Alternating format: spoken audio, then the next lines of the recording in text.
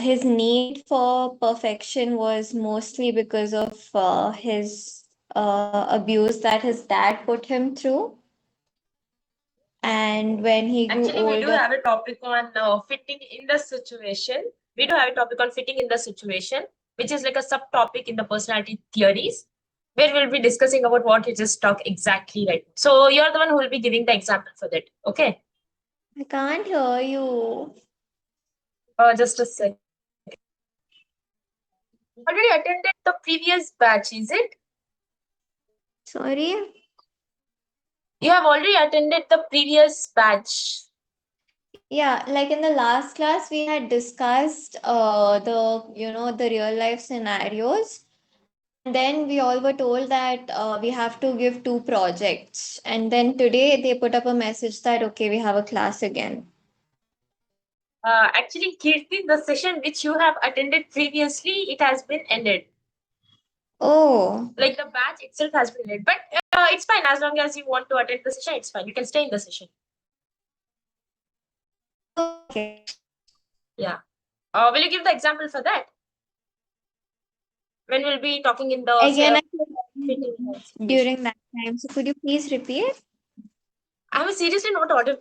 I've removed the earphones and everything. Just a second. Yes, yes.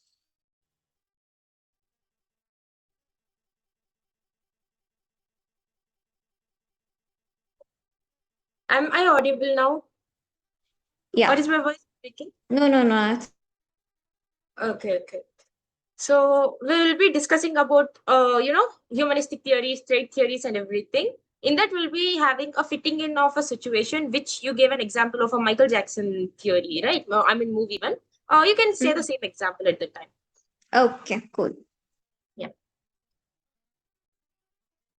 So it's already 34. We'll wait for another 1 minute, and then we'll start with this session.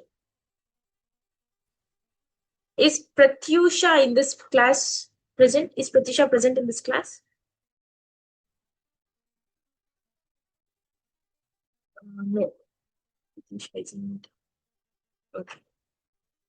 And guys, just a little request. When you send me a mail on the Gmail, just tell me which session it is, okay? Not the session, just tell me you're from a psychology class, it's enough. Because I mistakenly sent psychology session to the Java class person. So I just need to know if it's from psychology session or not. That's it. Few of them has not given the psychology name. That's causing confusion. So please Ma'am, mention. Yeah. my name is Riddhi Mehta, and I mailed you regarding the study material and Yeah. my excuse for my absence in the last two classes. Yeah. I think you got. I think you received my mail. Yeah. I have seen it. I have seen it. I'll be sharing it to you. Okay. Okay. Thank you, ma'am. Yeah. It's... So shall we get started with the session? So what did we discuss in the previous session? What did we discuss in the previous session?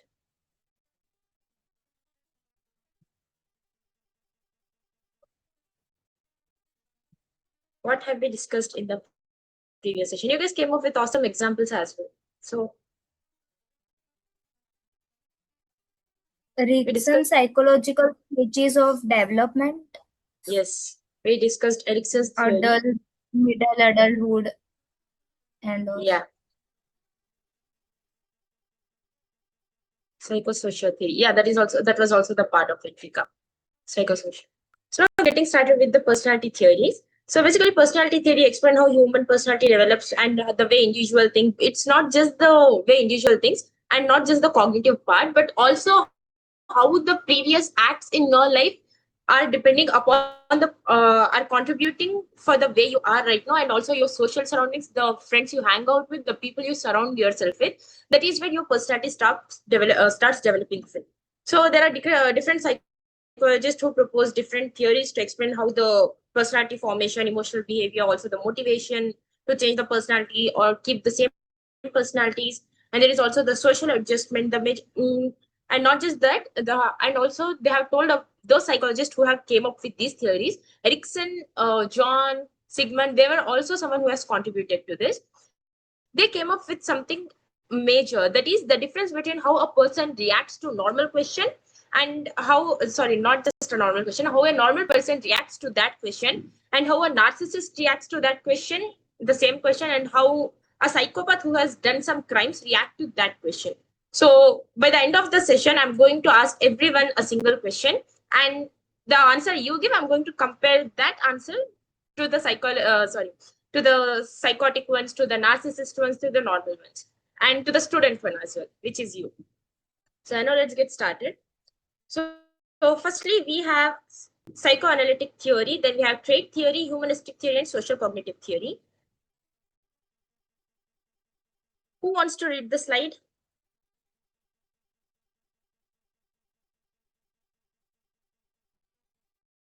Does anyone want to read the slide for psychoanalytic theory of personality?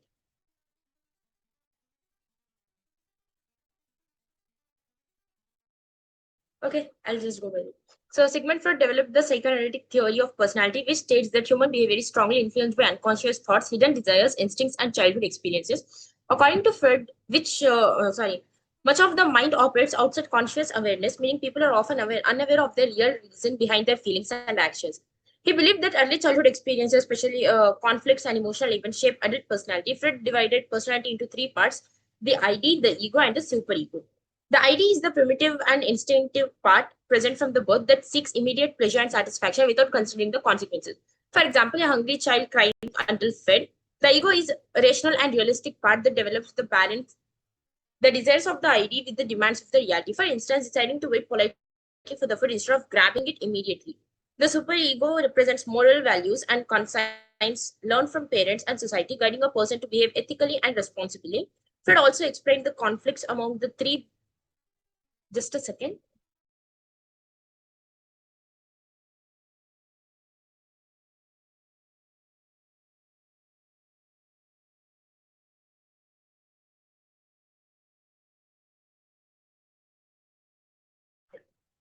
So where did I stop? The three. Yeah, the superego represents moral values and the concerns learned from parents and society, guiding a person to behave ethically and responsibly. Freud also explained the conflicts among these three parts that create anxiety, and people use defense mechanisms such as repression, denial, and protection to reduce emotional stress. For example, a student who failed an exam may blame the teacher instead of accepting personal responsibility, which is the projection. Freud further suggested the personality developed through psychosexual stages during childhood, and unresolved conflicts at an stage can influence adult behavior. A person who experienced excessive criticism in childhood may grow into an anxious or overly perfectionistic adult. Although Freud's theory had been criticized for lacking scientific evidence and overemphasizing sexuality, it remains highly influential because it introduced important ideas about the unconscious mind, personality structure, and the lasting impact of childhood experience in the behavior. So now for this, what do you simply think about psycho and analytic in the division? Psycho and analytic, not together in the division. Anyone?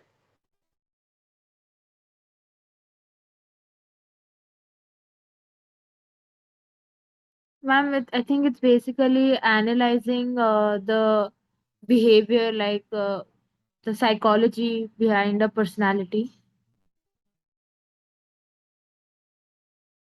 Yeah, right. That too. Any other?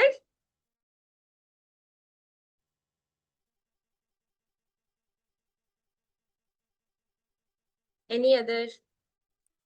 Ma'am, I think psycho here represents unconscious, conscious, and subconscious state, and analytic is basically the study of it and how it influences behavior and personality. Yeah, right. So all of them are right. So basically, when it was developed by Sigmund Freud, he believed that human behavior is like completely strongly influenced by unconscious thoughts, hidden desires, instincts, and also the childhood experiences. According to this theory, many feelings and behaviors are mostly like driven by conflicts that occur outside of your conscious awareness. For example, you can take this back in your childhood days. Okay, let's take our childhood days as an example. Back in your childhood days, when you are like writing an exam, you have by hearted it, like you have learned everything by heart, but you miss something, a middle word or even the start word. You won't get that entire answer.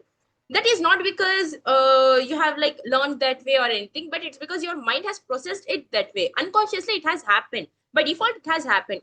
But if you remember one word or someone reminds you that word, you'll be learning everything. You haven't understood it or anything, but everything happens by itself there. If one word is present, everything happens by itself there. Or you can even take this as an example. When you go by or pass by your school or some place which hold memory, you won't be thinking about what you ate or anything, but the person you have went with or the sort of memory that has created, or maybe your first visit to that place. How many of you agree with this?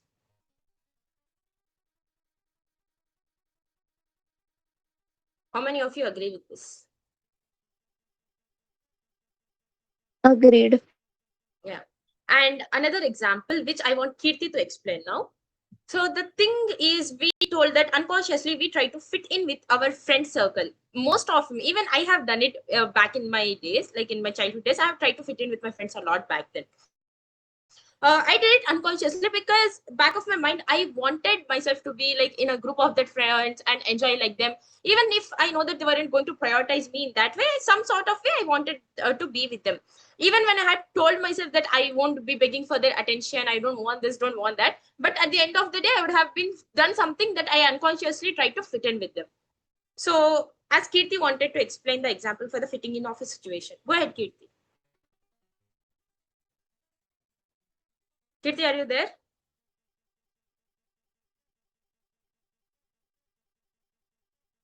Okay, I think she has left the class. Does anyone else has an example for this fitting in a situation? Ma'am, Yeah, Diya. fashion sense, like fitting into that kind of fashion sense which other girls used to have. Yeah, that is also a bit. Any other?